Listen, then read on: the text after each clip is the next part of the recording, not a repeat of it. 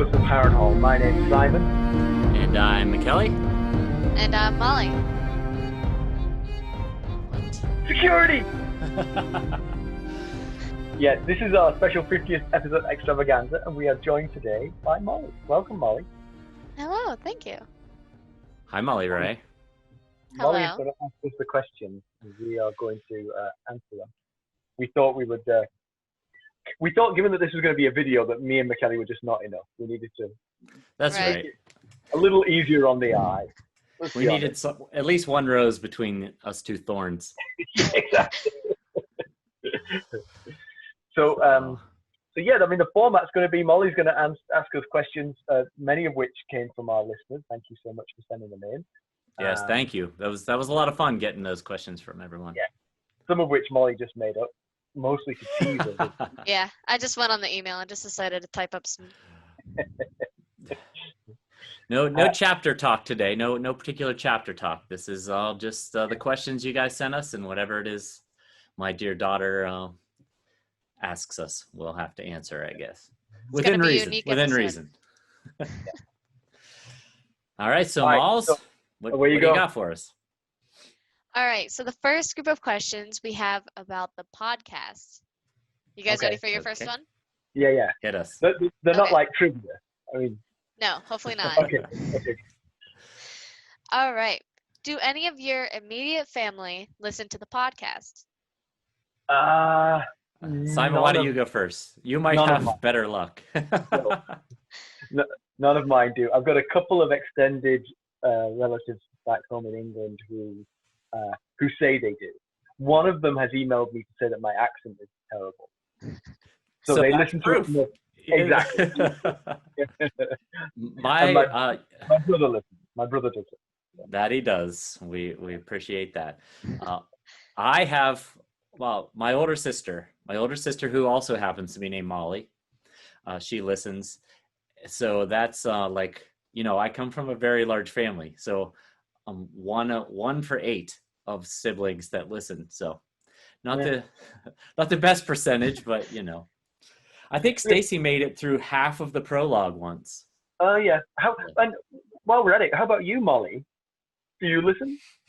I've claimed to listen to the first 3 episodes. So we've got that running for me. And that's what I'm going to stick with. I'm perturbed by your "I've claimed to."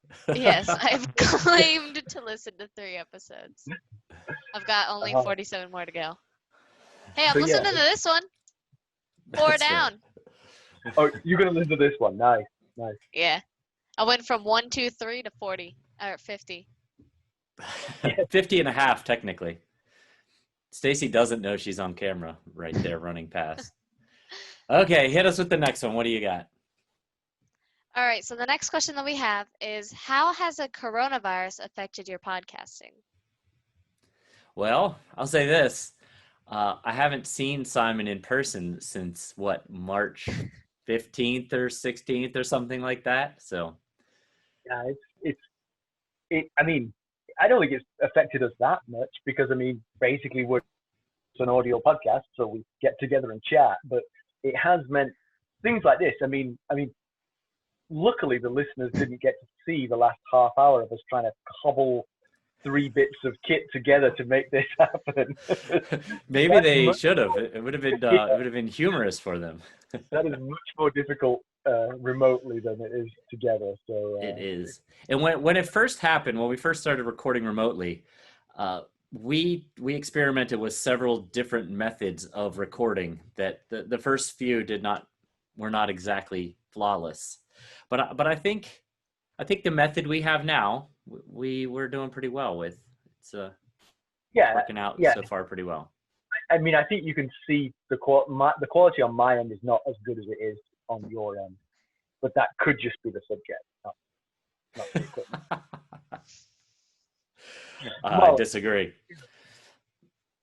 All right, next one. Are you guys ready for the next one? All right. Yep. So, you can chip in with observations, Molly. You don't have to just ask the question. If you've got things to say, you say it. oh, trust me, I have a surprise question at the end. Do you guys have a sense of whether your listeners are A, reading along, B, have already read it, or C, letting the two of you do the hard work? That's an interesting question.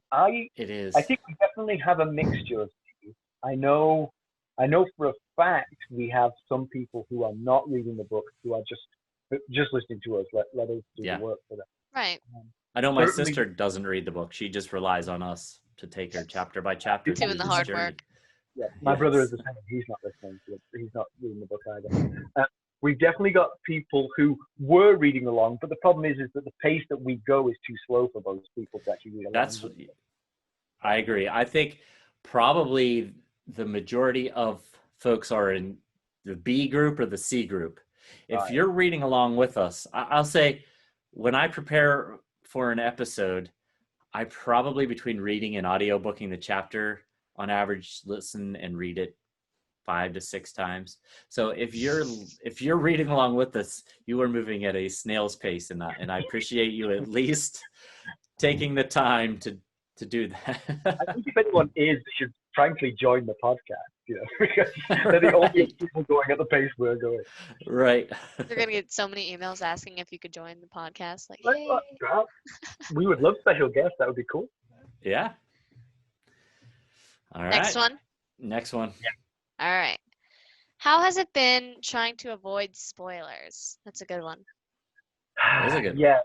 Yeah. It's a constant challenge. It is. One thing that surprised me is when you really analyze it the way we're doing, is the mysteries sort of unravel. So the thing is, we're in a difficult situation because we know the answers to the questions, but we're analyzing the data that we have so carefully that we could crack the problems without knowing the answers.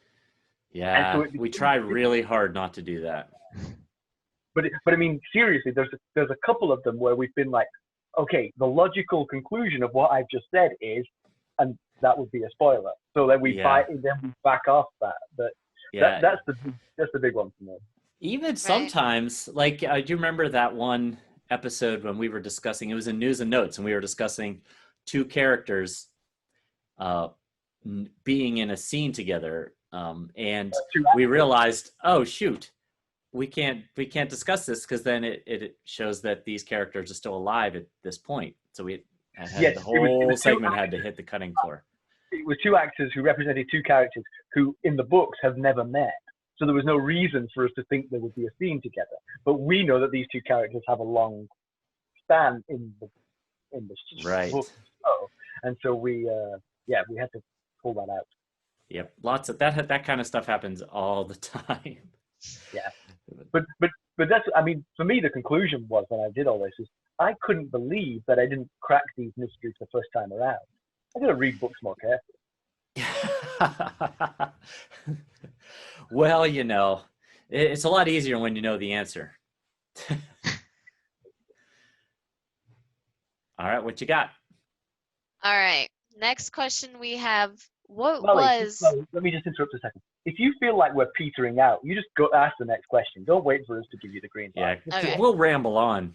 Yeah. You are in charge. You are the boss of this interview. We're just here to stir. Okay. All right. What was your favorite podcast episode? Okay. That is a tough one. That really is. Because you got to think about it. We've done 50, yeah. Off the top of my head, the one that stands out is the episode. I don't even remember what episode it is. It was a Catelyn episode where she's riding through the Vale with her uncle Brendan. And what I remember most about it is just that we were laughing so much, and we had some very well placed Rickon jokes that put us over the edge. Yeah, I mean, obviously the best episodes have Rickon jokes. That's true. Yeah, I think generally we're getting better. So I think there's a sort of like a general improvement. I think we're getting a little bit more comfortable, a little bit slicker with our presentation. So I think generally, but Cat 7, which might actually be the same one that you're talking about. I'm not sure. Yeah, it might be. Cat 7 is the one that stood out for me because I really enjoyed our back and forth on the motives for John Arryn's murder. And in that conversation, I'd like to just take an opportunity here to praise McKelly, because in that conversation, we exactly did what we were just talking about. We spilled over into spoilers, and McKelly was able to edit it out so that the spoilers were gone, and it still sounded like we were having a really good conversation. So that's one that I really latch onto. All right, let's move on to the next question. But actually, one other thing, Molly. Sorry, you're right. You can always interrupt, but my absolute favorite bit of any episode was John 2, when McKelly revealed that I'd plagiarized. That was my favorite part of it. It makes me laugh every time I think about it. That was good stuff. Sure it was. All right. You remember it well, Molly. Yeah, I remember it by heart. What was the most... Oh, my bad. What's the most surprising or unexpected aspect of doing a podcast? Oh man, there's been so many, but one that stands out, one that like caught me off guard is that sometimes listeners, like, they reach out to us, and some of the things that they reference make me a little self-conscious, because it just reminds me that our listeners are like actually listening to everything we say. And I'm not very used to that in my personal life. Usually in real life, I'm the only one listening to me talk, and most times I'm barely doing that. So we recently had a listener reference the pessimistic optimist thing, and I was like, oh man, someone is actually listening to me say that. I've been saying that for years. I don't think anyone's ever noticed. I've heard it like 4 times, and I still don't know what you're talking about. So I was surprised by how impressed my son was when we started doing this, but it didn't last. I mean, it lasted like 5 days, and he was like, yeah, well. But I'm constantly amazed by the global reach. You know, we've got listeners on every continent, and 70%. Yes. That just blows my mind to think about it, because again, it's just me and you having a chat, you know. Right. We almost don't need to record it. We're just having a chat and having fun. And yeah. 70 people, it's just crazy. That is exactly true. It's almost like we've taken our lunch conversations and just broadcast them to the world. You know? All right, guys, we have the next group of questions. Oh, we're through that one. Okay. Yeah. This next group of questions is about the book itself and the TV show. Okay.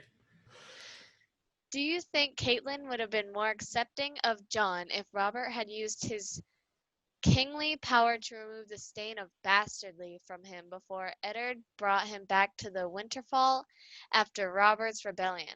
Or would she have been even colder toward him because Jon Stark would have been a potential threat to Robb's birthright? I remember this question. I apologize if some of the names are wrong.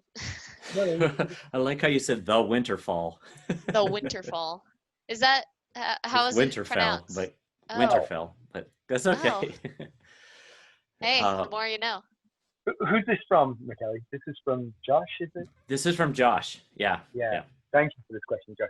It was thought-provoking. So this one. So the question is, just to summarize the question, because I got lost in the question because of all Molly's funny mispronunciations. The question is, from what McKelly told us in episode 49, King Robert and Ned actually have the power to legitimize someone who is base born, and so Jon could have been made a legitimate child of Ned Stark. The question is, if they'd done that with Jon earlier in his life, would that have made Catelyn's relationship with Jon better or worse? My initial instinct was it wouldn't have made a great deal of difference, but it would have made it slightly worse. The reason I think that is because I think the reason she doesn't like Jon is because she feels that Ned was unfaithful to her. And whether Jon's legitimate or not does not change that.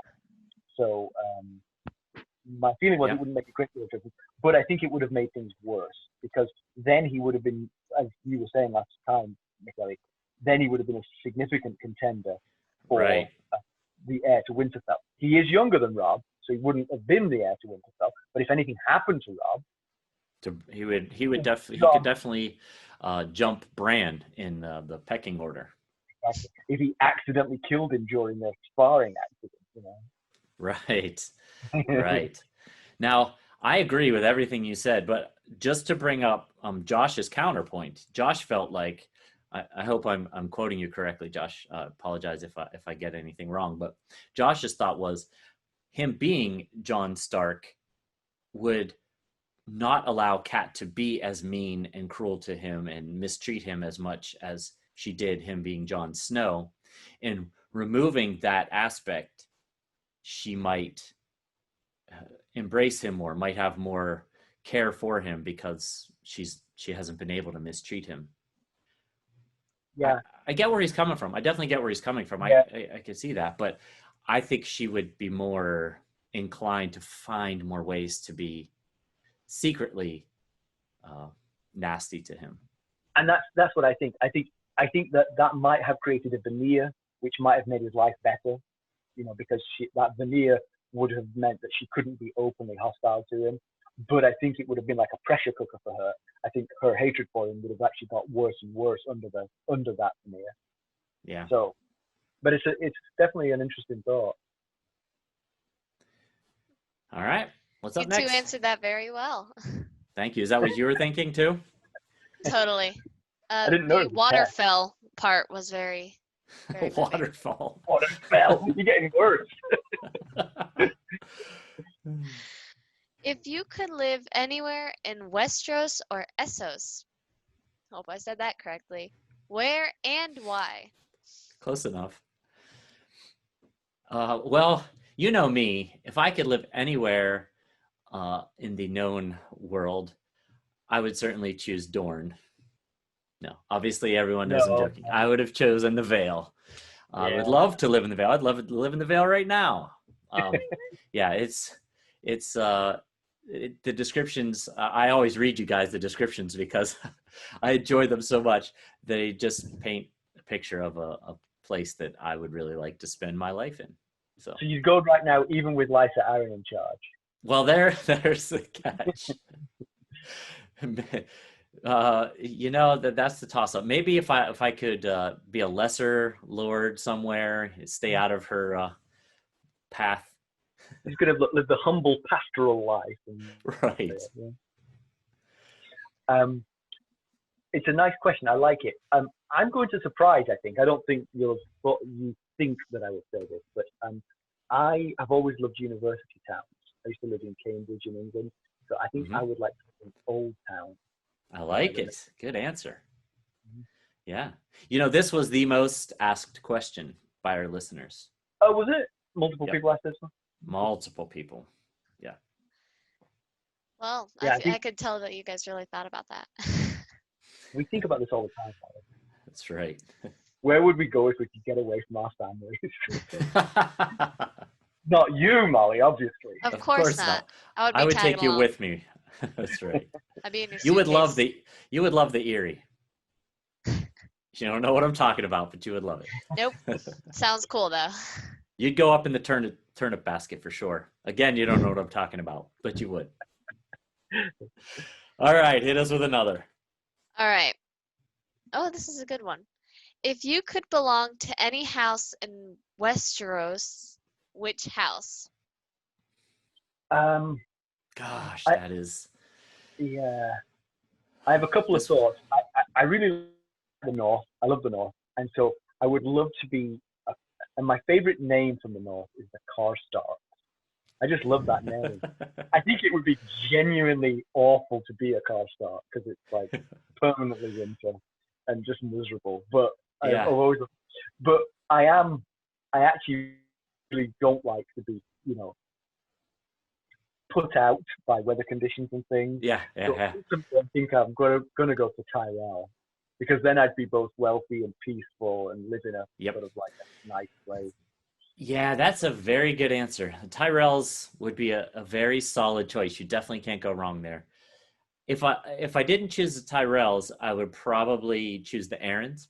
Big shock, as I could then rule from the Eyrie and bump Liza out the moon door, and maybe little sweet Robin would I would not push sweet Robin out the moon door. I might just send him to Dragonstone to foster with Stannis. Yeah. So, all right, what's the next one? All right. Before we move on to the next one, am I allowed to say what house I think you two would want to belong to or Oh, belong please. to? Sure. Yes. All right. It matters. I feel like both of you, the house that you would belong to would probably be either Gryffindor or Hufflepuff. Either one of the two. I can't exactly pick, but that's what I'm going to say. Bravo. Thank you. Thought about that one while you guys were talking. It's like, I'm pure I know what I'm Hufflepuff. going to say. Just FYI, I'm pure. Next one. If you were born into a house that you best fit into, which house? Ooh, slightly different Do you, question. It's a do you lot of want to houses. do you want to do a switcheroo on this one, and I'll tell you what house I think you belong in. You tell me what Why house. Why Okay, let's don't? try.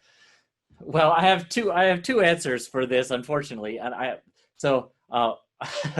House Royce would be the logical fit based on certain aspects of you. House Royce's words.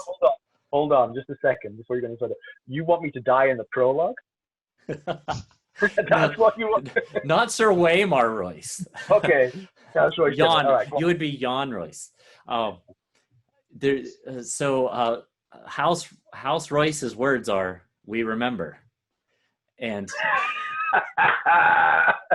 touche. no one remembers better than Simon. I've heard of no. stories, legends. Guys, my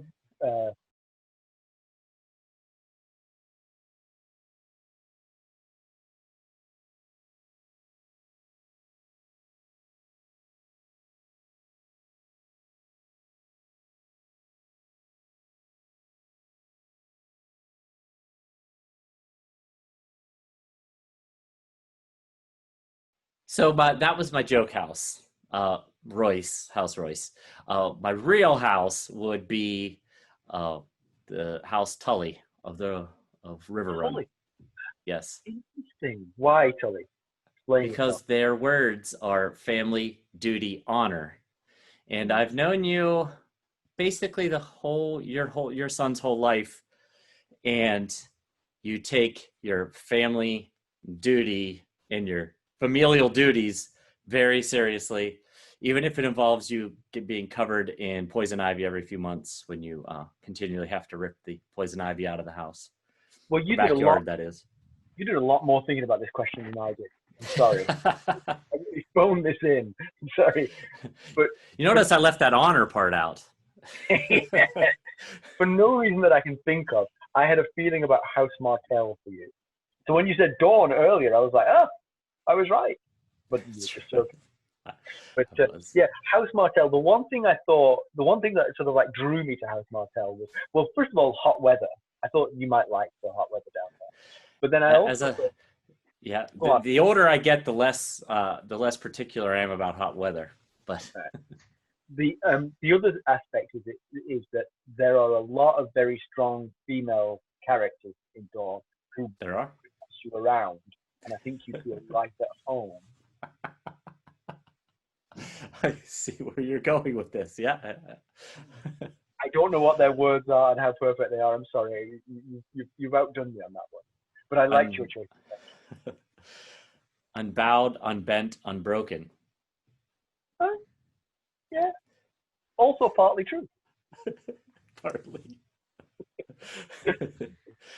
All right, Malls, what you got? Give us the next one. All right. Next one we have, I feel like this is going to be a tough one for Dad. He always has trouble with favorites, except when it comes to siblings. It's a favorite. It's a favorite one. Uh-oh. Molly, let me let into a secret. It's you. I mean, who's here right now? Where's Ethan? I don't know. Who is your favorite character and why? Well, let me go first on this one, McKay. Yeah. I have found that the reread has changed my opinion on that. So Oh, people okay. who were my favorite characters the first time around are less so this time, and that's maybe because I see them in through the lens of what I know is going to happen to them in the future a little bit. Right. Yeah. So I'm trying not to spoil anything. The one example I have of that is John. I think you and I have said very many nice things about John on the podcast. Yes. And then just the other time we were talking about him, I realized he hadn't done anything to warrant our praise yet, really. I mean, like, he's just a handful of little things, but not Yeah. really that. So I think we're slightly influenced by future events. Personally, I love the people who do the scheming and the sort of deep thinking. So that would be like Tyrion and Varys and Littlefinger to a certain extent. Again, some of that is show influence because Varys hasn't done much yet either. But if you wanted a minor character shout out, I really love Cyril Farrell, Arya Stanton. Just so. That's a good answer. I like that. Well, basically, I named all the characters in the book. That way, I couldn't do that. Just keep naming them. Eventually, you'll get it right. So, I don't like Molly said. I'm terrible with favorites. Anything favorites, I really struggle with, unless it's obvious, like my favorite NFL football team or something like that. That's pretty obvious. But Patriots. it's definitely not. But so up to this point where we are in the story, my favorite character would, I guess, be Ned. And I know we harangue him and we give him a hard time for his rigidity and how he doesn't roll with the punches very well. But I feel for him. I appreciate what he's trying to do. I appreciate the moral dilemmas and struggles that he has. And I get what he's trying to do. I do. I really appreciate it. And it also might be the fact that he's kind of, the story is revolving around Ned at the moment, and it makes it easy to pull for him. But as far as the story goes, I have a different favorite character who I can't bring up just yet because this character goes through a major character arc, a lot of character development, a lot of things change in this character's world and in the way he looks at the world. And I appreciate that. I'm a big fan of character development in stories, and I think this character goes on quite the journey as a person. I'm curious to know who you mean, but I won't pry since it's a spoiler. But at the moment, I guess it would be Ned. That's probably an easy way out, but no, I like Ned. I think it's your honest answer. That's what we were looking for. All right, what's next? You guys ready for the next one? Yep. All right. You tell us. You're in charge. I am. I agree. All right, we have another favorite. Dad, I bet you're excited. Always. What was your favorite chapter so far?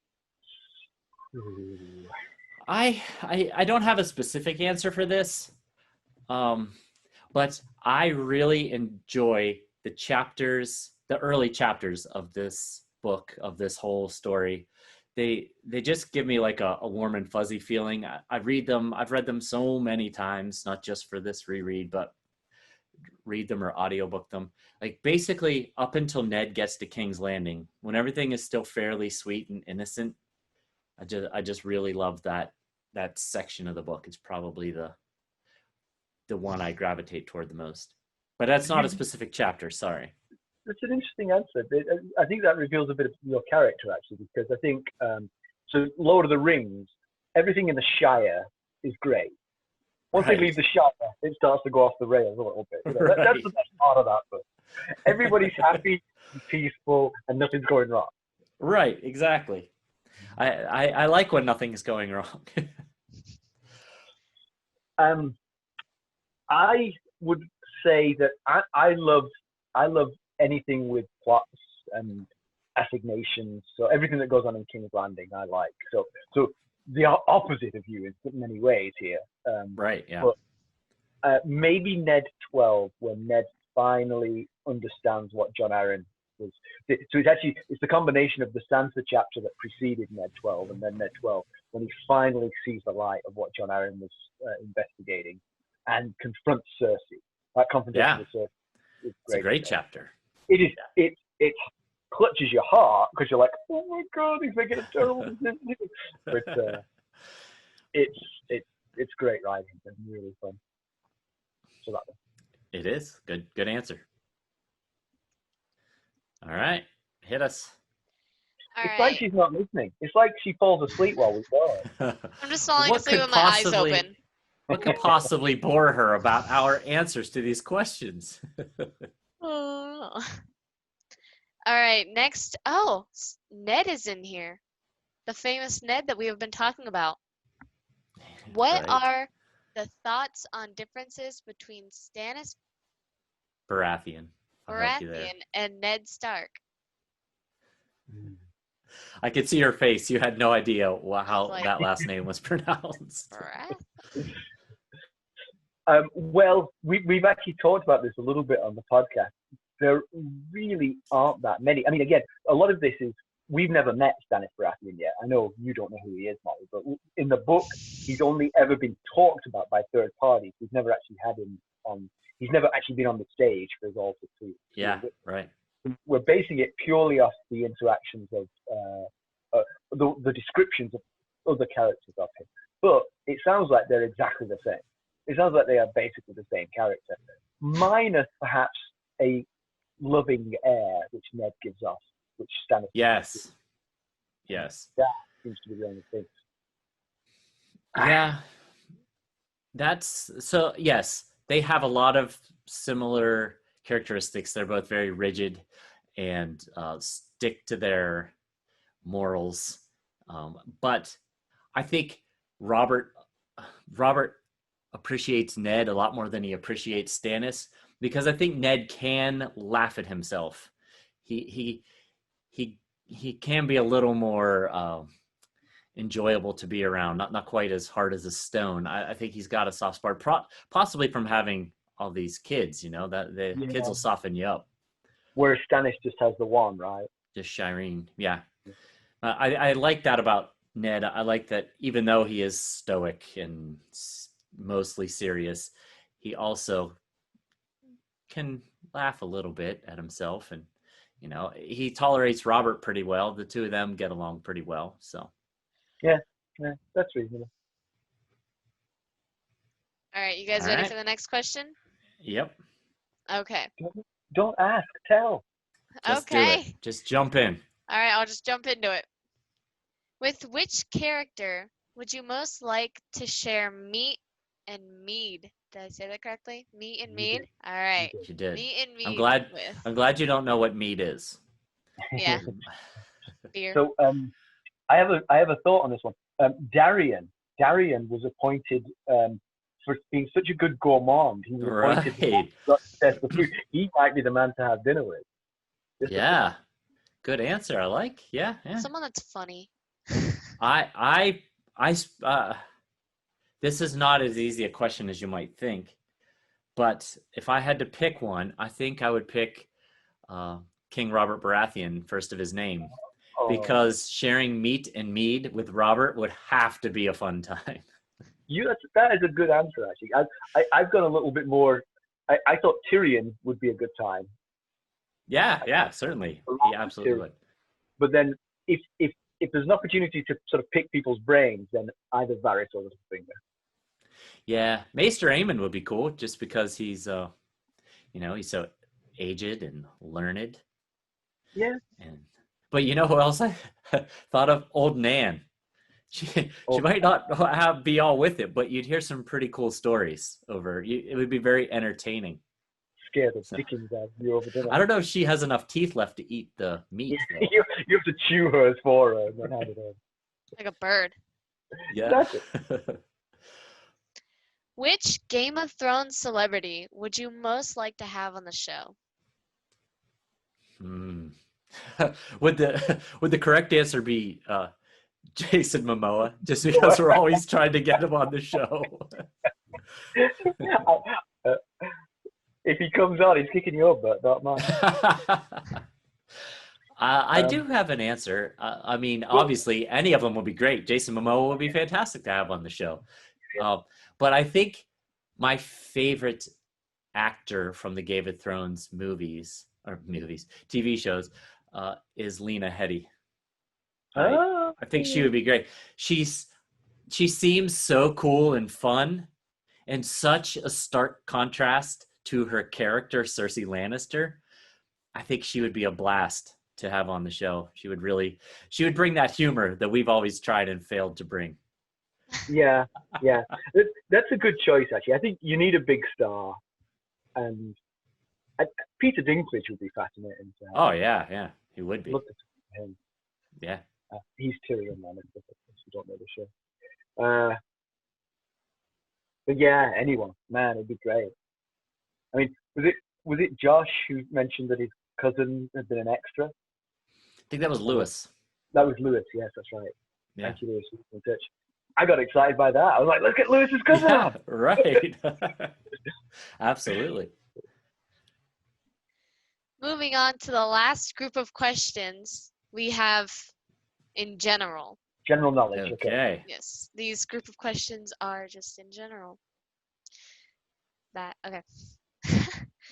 What is your favorite book of all time? Oh gosh. Oh, favorites. Everybody wants to know favorites. I need to start thinking more about favorites. You have to choose something other than the Game of Thrones. Yeah. You have to choose something other than the thing that you've made a podcast about. Yeah, that's true. Well, I think we both like Lord of the Rings, and we've also talked about the Patrick Rothfuss Kingkiller Chronicles. I think for both of us, that's probably on our list of favorites. Absolutely. Yep, definitely. I mentioned the three-body problem. I was thinking that as well. Yeah. That is a great book, and that's by Liu Cixin. Liu Cixin.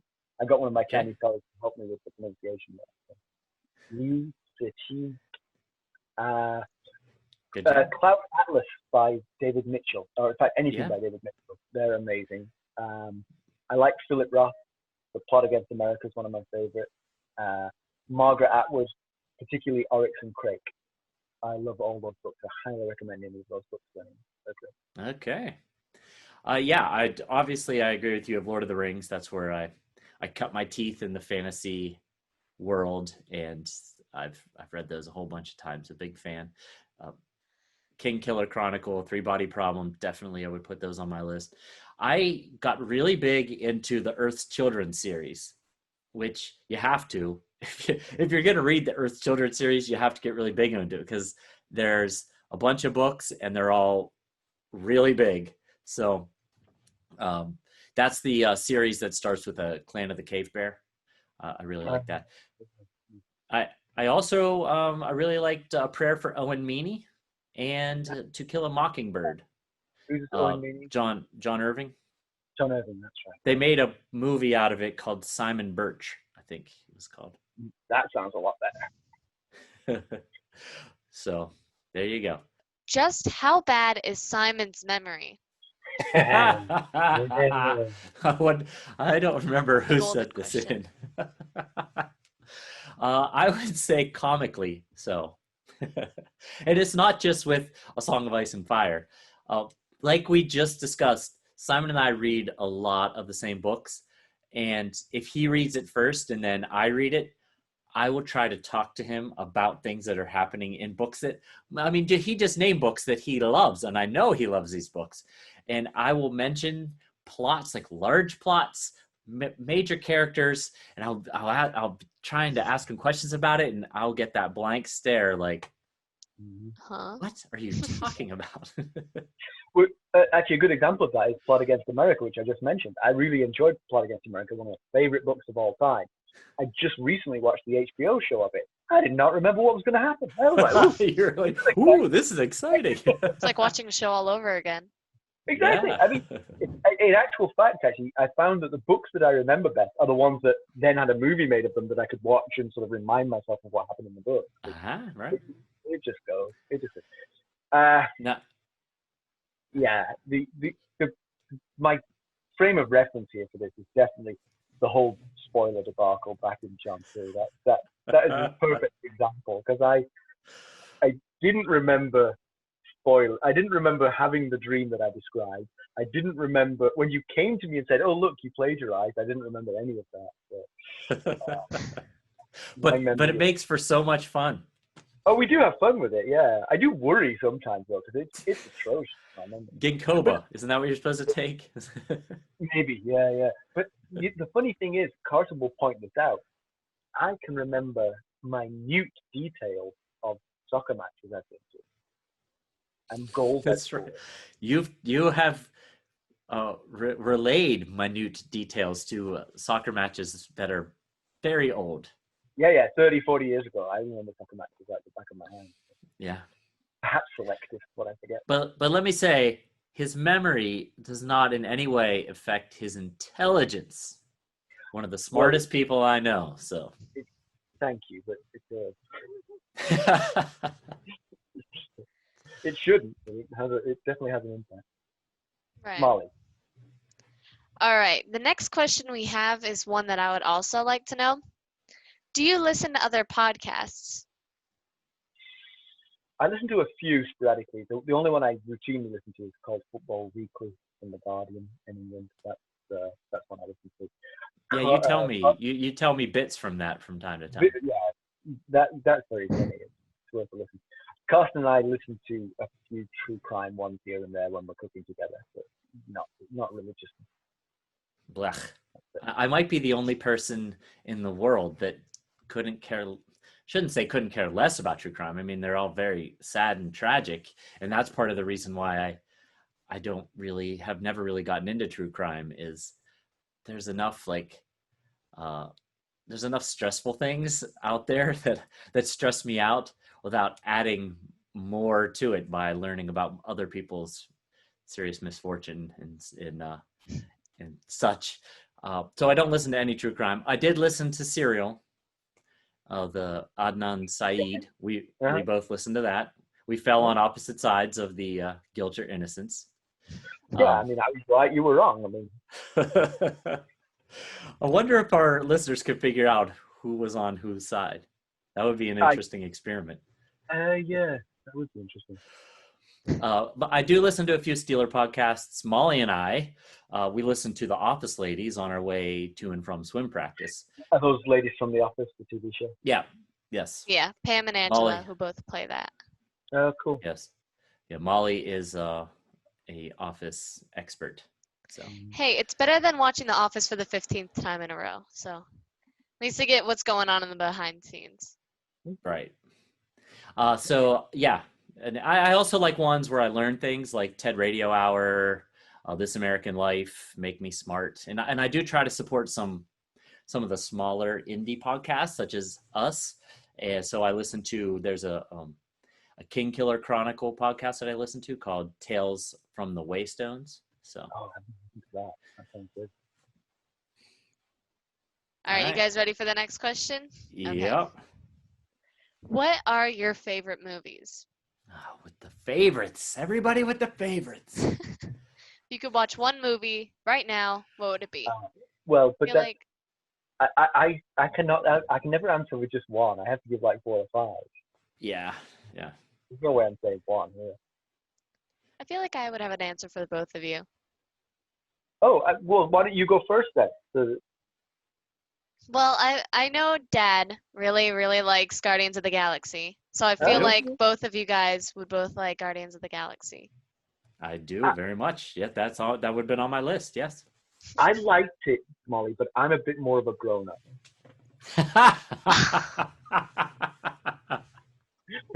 He's older than me, significantly older than me. Significantly older. So I loved the French movie Amélie. I just love that film, and I could always watch that. Ditto for the movie Gravity. I think Gravity is one of the most amazing films I've ever seen. Oh. I Yeah. love Star Wars because I'm just a big kid.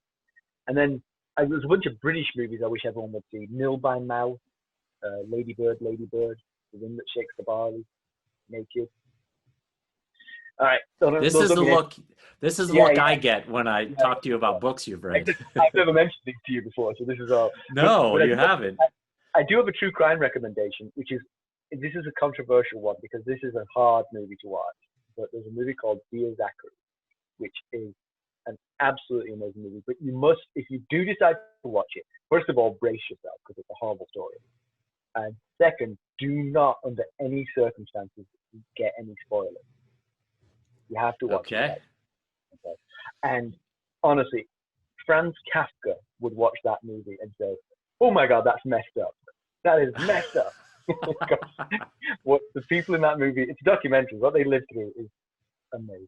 Absolutely amazing. Okay. Well, there you go. If you want to watch a movie about people who lived through something truly messed up, now you know. I didn't go that serious with any of the ones coming off the top of my head here. I really like the movie The Martian. You and I read the book. Yeah, I like The But Martian too.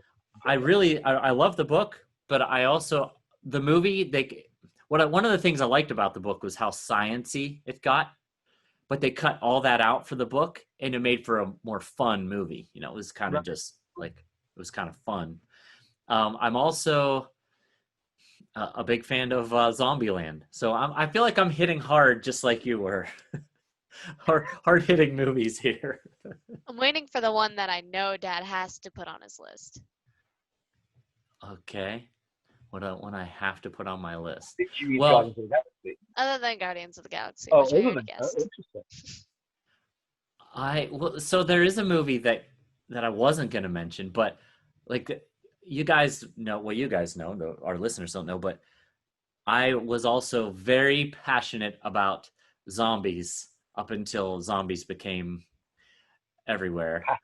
Yeah. And Played out. that, yes, exactly. That, I mean, I still do. I'm still very, they intrigue me and fascinate me. But that all began with the remake of The Night of the Living Dead that I saw when I was a teenager. And I was kind of hooked by the concept of zombies. So the remake of The Night of the Living Dead, I could watch pretty much any time because but also Zombieland as well. I'm not a fast moving zombie fan. I think that violates the rules, but it's really fun. So I give them a pass. But one thing I really don't like movies where everything goes wrong for the main character. I know everyone loved Meet the Parents. I did not care for it because everything was constantly going wrong for Ben Stiller's character, and it just bugs me. The Martian. But he solves his problems. He has some upswings. I think Ben Stiller gets the girl at the end of Meet the Parents. You know. That's a good point. I see the contradiction there. I do. Yeah. All right, we've belabored this point a while. I guess we should move on to the next question. I was waiting for you to put Jurassic Park. Oh, I do love the Jurassic Park series. I do. That's another really like deep, hard-hitting, heavy movie series. This does make it sound like I'm much older than you. It does. Or like I have not aged past about 20. I think Ethan likes more grown-up movies than I do, apparently. If you two could do another podcast together on another subject, what would it be? Oh, boy. Well, I could do a soccer podcast. I don't need you for that. I'll just talk by myself about soccer. That would work because I could ask the questions that would need to be asked, because I would be coming in like running blind. And so I could ask the basic questions that you would know as obvious, but I would be like, wait, what's a pitch again? When you said kit, do you mean clothes? If this Tales from the Waystone thing doesn't work out, we could do a Kingkiller Chronicles one. But I would love to do that. I'd love to do it. Yeah, I was thinking that as well. If we didn't have day jobs, I think we would be doing that. Oh yeah, I'd love to do both. I think we would do a really great job. In fact, we discussed before we dove all in on A Song of Ice and Fire, we had discussed possibly doing a Kingkiller Chronicle one. and well, we chose the one with only 1 million chapters instead of 800,000 chapters. I think it would be fun for you and I to do a podcast where we watch movies, watch the same movie, and then discuss it, or watch a TV show or a series. Watch like a season of a TV show, and then discuss it. I think that could be fun. Yeah, I sometimes worry that our thoughts aren't profound enough, but I guess as long as we're funny, we can paper over the cracks.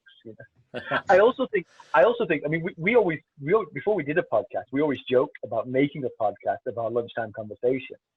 Right. Yeah. We have like a lunch bunch at work, and it has a sort of rolling cast of characters. And so when people miss it, they say, "Oh, I'll catch up on the podcast." Podcast. I think that would be the funniest thing we could possibly do. Because sometimes at lunch, we have really funny conversations at lunch, but we would just be fired as soon as episode 1 drops. We would, yeah. Absolutely scurrilous, the things that are said. That would be fun, though. I think we would get a lot of laughs, that's for sure. Yeah, but we wouldn't have much material because then we'd be stuck, having been fired. Of course, we don't do lunches anymore, so. Right, our lunch times would certainly be wide open then. Yeah. All right. What is your favorite TV show ever? Or not or, you have to answer them both.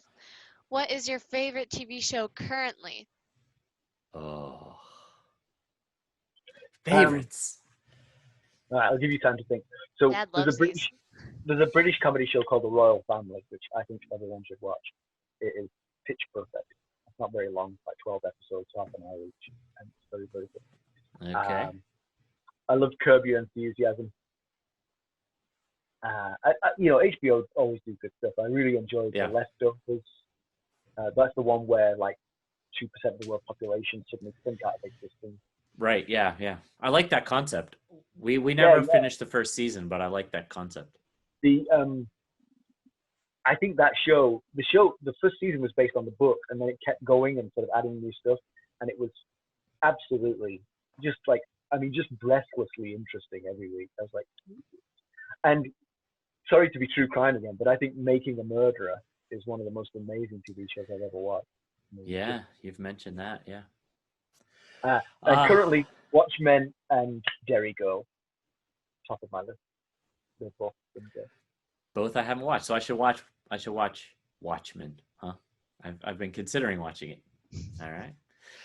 So, I mean, if I'm being honest, my favorite TV show of all time is The Game of Thrones. So I might be a little bit self-serving as we're discussing it, but I know season 8, I didn't love season 8 either, and I wish D&D could go back and redo it. I think they'd maybe do some things differently, but and I know people complain about season 7. I personally didn't mind season 7. I liked a lot of things about season 7, but overall, I mean, that is the show that led me down to the path of reading the books. So I also really like the show Justified. That was a really fun show with Timothy Olyphant. And of course I liked Breaking Bad, and Band of Brothers was another really good HBO. It was a mini series. It was just, I think there was like 10 or 12 episodes or so. Our TV show watching also diverges. I mean, I haven't watched any of those shows. Good thing we've got that one. Right. Yeah. My favorite currently, oh boy. I guess I would say, oh man. Okay. I guess I would say Last Kingdom, even though I know Simon isn't as big a fan, but I really enjoy Last Kingdom. There's others that I really like as well, but let's just go. I'll just go with Last Kingdom for now. Okay. All right, roll on. Okay, then we're moving on to the second to last question. Oh. We have, what one thing do you wish the listeners knew about the other guy? Spill. Okay. Well, so I guess I might have already mentioned this. Let me go. I might have already mentioned. Okay. McKelly Ray does not drink, and it blows my mind that you can be a fun, interesting person and never drink. Because for me, it's like, absolutely required. Without it, I'm nothing. And also that he does all the work for the podcast. He does 99% of the work for the podcast, and I get half the credit. And so everyone should know he's the one to thank. If you get a reply by email or Twitter or Instagram, it's McKelly, not me. To the point where if I ever do reply, I say, "This is Simon." Well, wow, that was well, thank you. Yeah, I don't drink, never have. What are you gonna do about it? I do try to still be fun and hang. I've gone to many a parties. This is the bit that's so incredible. The thing about Simon that you probably already know, 50 episodes in to our podcast, is he is probably the most laid back, calming presence that I've come across anyway. And I know I'm not the only one that feels that way, because on my very first day of work at the job where Simon and I met, I was being shown around our office by my team lead. And one of the very first things he told me was, "You're going to share an office with a guy named Simon. You're going to love him. He's great. Nothing rattles him. Everything is like water off a duck's back to him." And he was spot on with that. And there's a lot of times when, like, we're kind of rushing to get things done here on the podcast or at work, even bigger, a bigger deal there. But he's always just like, "Hey, we got this. It's going to be fine. Let's just roll. We'll figure it out. We'll sort it out." Be okay. Right. So, you know what's funny is that I don't think of myself as that at all. Not even slightly.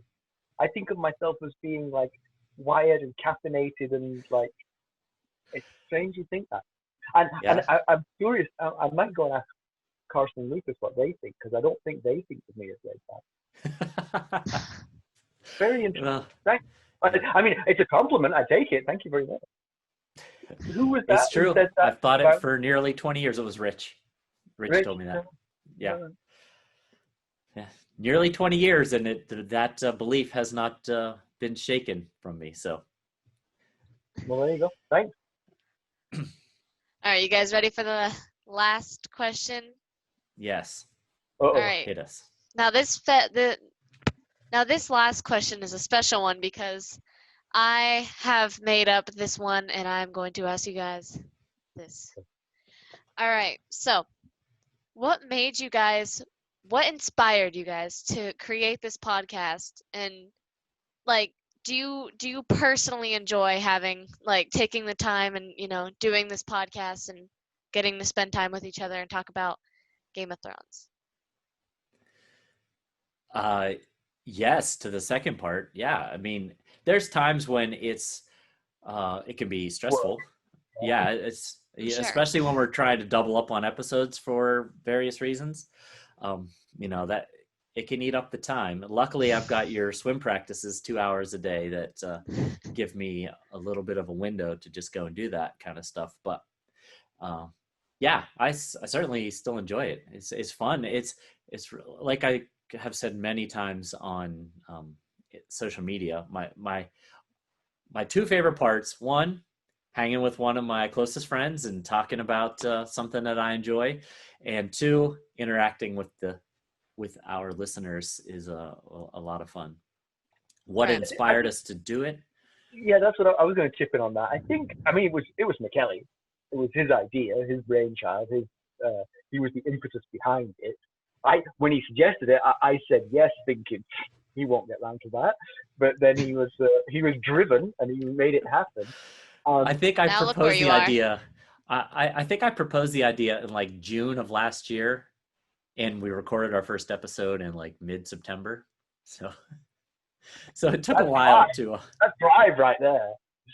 But I honestly think it was joking about that podcast of the lunch bunch. It kind of, I think that possibly was the first, inkling that we might do a podcast. I think that partly I'm projecting on you here, because again, you're the brainchild. This is your brainchild. I'm saying that I think that planted the seed. Yeah, sure. I hadn't thought about it that way, but yeah, sure. Yeah. Because we used to talk about Game of Thrones at lunch all the time. Right. Yeah, that's kind of, yeah, exactly. Listening to podcasts, I thought that would be fun to try. I have no idea how to go about doing it, but it would be fun to try. And I thought, what would be a good subject and who would be a good partner? 1, 2. I thought, Got the Song of subject Ice and right. Fire, Simon. All right. Is That that is it? all of your questions. Great. Well, wow. Yeah, now just to speak to the listeners real quick, we really can't thank you enough for sticking with us for 50 episodes. I mean, it's really, like I just said a minute ago, it really has been a true pleasure working with everyone who's reached out to us, not working, but communicating to everyone who's reached out to us. It's really helped make this feel rewarding. If we would still kept doing it if it was just the two of us and we forgot to turn the mic on. But you guys make it all that much more enjoyable. Yeah, for sure. And speaking of our listeners, as current count, we have listeners in 78 countries in 820 cities. So, yeah, that's a little intimidating to think about. Going back to earlier, that's a lot. That's a lot of people listening to the things that come out of our mouths, which is kind of intimidating. A lot more. We should, or we shouldn't. If I thought about that, it would probably I'd probably just get stage fright and not say anything. and a few stats. Aside from Central North Carolina, Chicago is the top city, has the most downloads in the world. Yeah, followed by Dallas, and then the top international city is Islington. Is it Islington? Yeah, England? Part of London. Wow. Okay, Islington, England is third overall, and then Stockholm, Sweden, is only 2 downloads behind Islington for 4th overall. Wow, so they're listening, and it's not their first language. Good for them. Because we must be difficult to, if it's not your first language, our accent must sort of jar and be difficult to parse. So sure, bravo to the Swedes who are listening. Yeah, Forest Hills, Michigan rounds out the top 5, by the way. Really? Forest Hills, Michigan. Yeah. So yeah, all right. Let me echo that. Thank you so much for listening. Michele's right. We do this for fun. And the fact that we've got this crop of listeners is just amazing to me. And it's touching and it's humbling, and we are honored that you listen. So please keep listening, and we'll keep churning it out. Yeah. Here's to the next 150 episodes. That would put us somewhere in the beginning of Storm of Swords. So it's the first. What did we do? At least we're likely to never run out of material. That's true. Well, listen, this has been a lot of fun. I would like to thank Molly for doing this. She did a great job. Thank you, Molly. Yes, thank you guys so much. Moss. And speaking, because I am your biggest fan, watching a total of 4 episodes, I want to thank you guys for taking the time out of your day and to film all this stuff. And thank you for bringing me on here. I had a lot of fun. Well, you're very welcome. Thank you very much, baby. All right. Well, see you guys. Bye. Bye. Take care. Bye, everyone.